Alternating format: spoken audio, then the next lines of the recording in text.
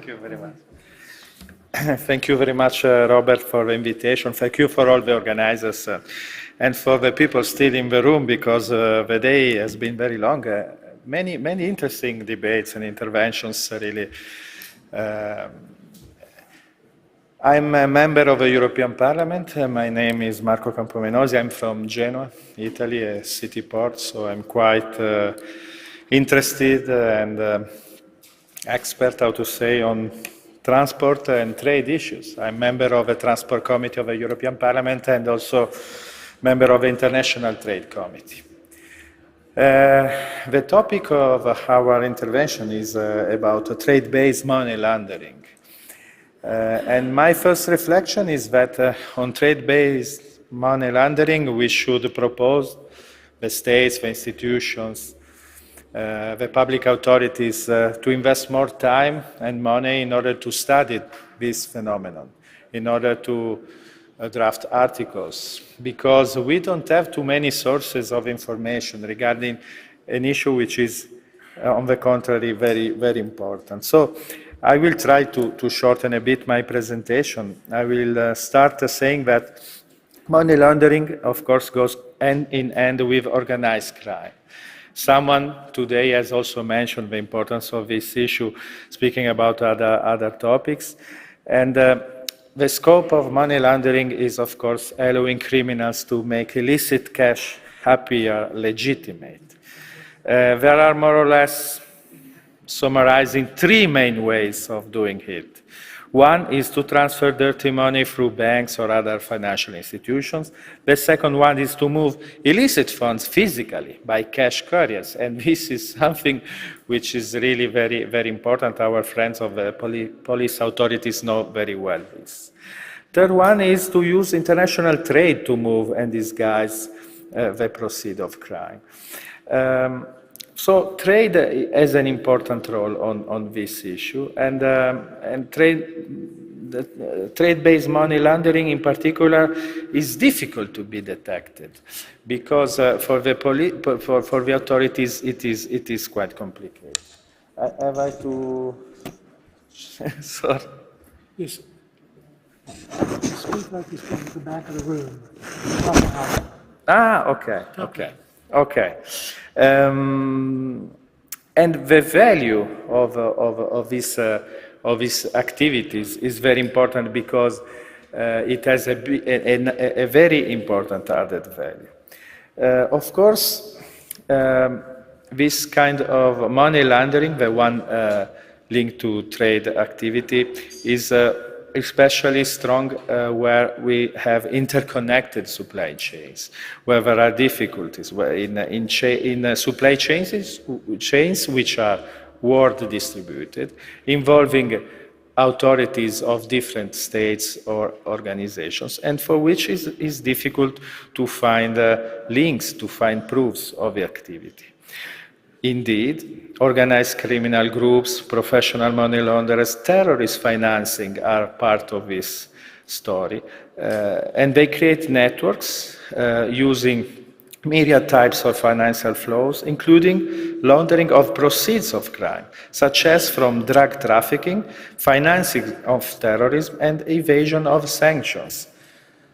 The question of sanction is nowadays very, very important because of the geopolitical situation we are facing now. Oil smuggling is also another very, very important issue, and oil smuggling in many, many cases is something for which I've asked also to the European Commission to answer me regarding some questions I've seen in articles and so on, and they don't have enough information. They should have more information on this topic. The logistic operators in some cases are also involved. So which kind of goods could be involved in order to have trade-based money laundering? Normally, goods with wide pricing margins, goods with extended trade cycles, as I told already, and goods which are difficult for custom authorities to be examined, to be found, to be checked. Indeed, supply chains moving lower value goods are more at risk, because because of the procedure which are following with this kind of exchanges, and of the fact that this kind of exchanges cannot create these added values for which, as I told at the beginning, the game, how to say, gives results for the criminals.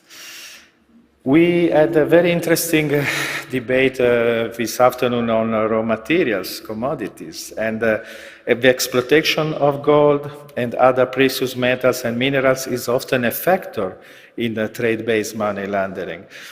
Even illegal mining activity is involved, and this is very important to be checked. There are also exploitations of other kind of products, which could sound quite funny, but this happens as well. We have information from police authorities and services about money laundering coming from trade of auto parts or vehicles, second-hand cars, luxury vehicles as well.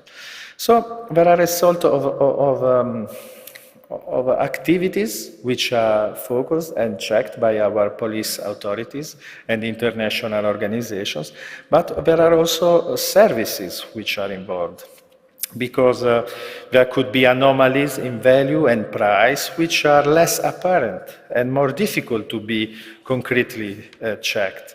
And it's also common and lawful to include retainer and penalty payments which are payable even if a service is not actually supplied. This is something which is happening very soon, very, very often. So not only merchandising, but services as well. Which are the techniques? Because there are task forces between different state authorities which are collaborating. And so which are the techniques and which are the areas of risk? Because there are areas of risk in the world. We could speak about over and under invoicing or shipment of goods and services. Fake proof of this invoicing or shipment of goods and services. Then multiple invoicing of goods and services. The good sent only one time, it could be invoiced many, many other times, the same for the services. And then, of course, falsely fake described goods and services. So all these kind of instruments could be checked, but in many cases the enterprises used by these criminals are not living more than 2 years. So even for the courts, it's very difficult to intervene, because these enterprises are open and close every 2 years, and it is very complicated to have a procedure in order to sanction these behaviors. And this kind of intervention could be mixed, and to make it even more and more difficult. When the question is also between the shell company and the front company. The front company, the one which is publicly seen by the people, is a real business which is legitimate to operate. But normally it operates through and with a shell company, which increase the possibility of these behaviors. Then we have to mention the areas of risk. And of course, I mentioned countries with which we have also good trade relationships and for which we have good investors and enterprises. So I don't want to generalize, but of course, also to consider the big volume of trade we have with this country. Of course, we have to mention the People's Republic of China. Other jurisdictions in Asia-Pacific region which are very typical, and transshipment areas. Transshipment ports are places where these activities are very, very open. Regarding the Chinese, I could mention also that in Italy we have an interesting case, which is the one of a Chinese enterprises very active in the garment sector, especially in the region of Tuscany, and where even there is a sort of hyperactivism Chinese circuits of enterprises opening, closing, in order to make very difficult for the Italian authorities to intervene. And in this case, we have also the case of people, of smugglers of cash money, or people who has to invest this money in front very positive and normal activities. So, but this is something which is creating a situation which is also not fair with the normal operators paying taxes and so on. Another case is in Turkey, because we have seen cases of virtual casinos and betting websites which are used in order to smuggle money again, to intervene in order to use these websites as washing machines, so to say. And then we have also information regarding the fact that free trade zones, free trade areas, in some cases are attracting this kind of activities. Of course, we are in favor of free trade, but the fact is that in free trade areas, sometimes controls by custom authorities are less strict, are less, active, because they don't have to take, taxation from these enterprises. And so these areas, in some cases, we have information on that are used in this way. So what we should do, which are the challenges we have to face? We should ensure security through information systems and a good management of data. And my first proposal, I spoke with Italian expert and other expert in Brussels, is that we should implement artificial intelligence tools in order to put together all these data, because the data are there, but normal persons cannot manage all this information. We need national authorities to put together these data, to collaborate. They do this, but they need legislative instruments in order to do this more and more concretely. We should need maybe also trade agreements, having chapters dealing with this issue, because only with artificial intelligence tools, I think, we could put together all these data and check which are the sectors, the areas of risk, and the activity and the enterprises which are using trade-based money laundering in order to intervene in a better way. Because we have a very low number of successful investigations. This is very difficult for the authorities in all the areas of the world. America, South America, Europe, Asia, Africa, and so on. So we need to exchange more data and in order to face the difficulties in investigations. Because the lack of information is a big problem.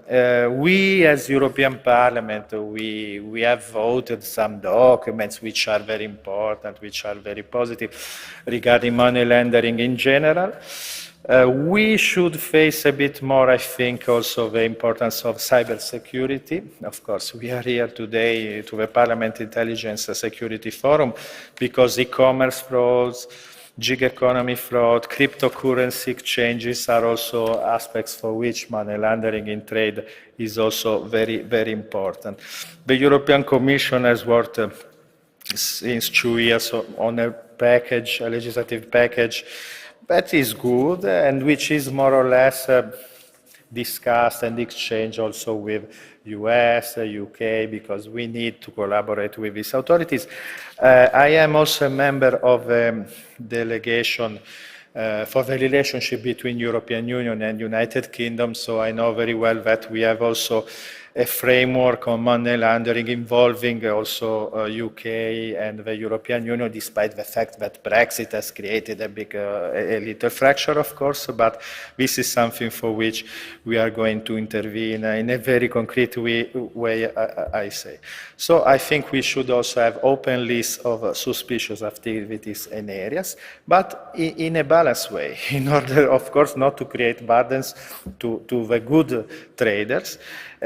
But of course we have to remember that drug trafficking, oil smuggling and terrorism are activities which are using these trade-based activities on money laundering. So what I'm saying is that, of course, we have also to pass through the training of employees of national authorities, because every year the technologies are developing, and the technologies we use as national authorities, European authorities, world authorities, are the same in some cases and are also useful to the criminals. So when I say we need artificial intelligence tools in order to intervene, we know very well that artificial intelligence tools are also used by the criminals in order to facilitate their activities. So we have to know very well that the money and time we spend in developing these tools and these instruments are more or less the same, or even less in some cases, for little states, for authorities which does not have enough money to invest, which are the same amount which are used by the criminals. So for this reason, I think we have to invest more money in order to study these cases and to exchange more information. So thank you, Robert, for this initiative, and thank you for having invited me as well. Thank you very much. Thank you, sir.